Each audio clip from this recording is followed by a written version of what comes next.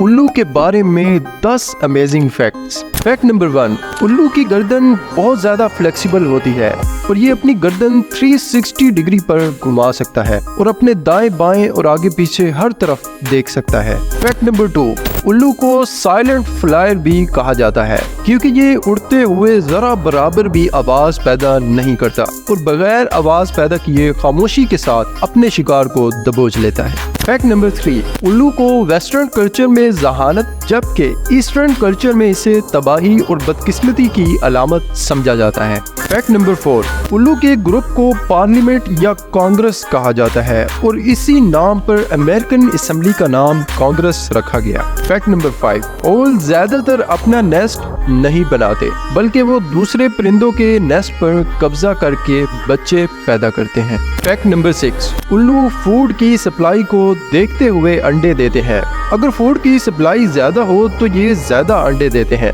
और अगर फूड की सप्लाई बिल्कुल ना हो तो मादा उल्लू कोई भी अंडा नहीं देती। फैक्ट नंबर 7, दुनिया का सबसे छोटा उल्लू 6 इंच लंबा और 40 ग्राम वजनी होता है जबकि दुनिया का सबसे बड़ा ओल तकरीबन 4 किलोग्राम तक वजनी और 6 फुट तक लंबा होता है। फैक्ट नंबर 8, उल्लू की नज़र दिन में एक इंसान जितनी तेज होती है लेकिन रात को इन्हें इंसानों से कई गुना ज्यादा साफ दिखाई देता है और इसीलिए उल्लू ज्यादातर शिकार रात के वक्त करते हैं।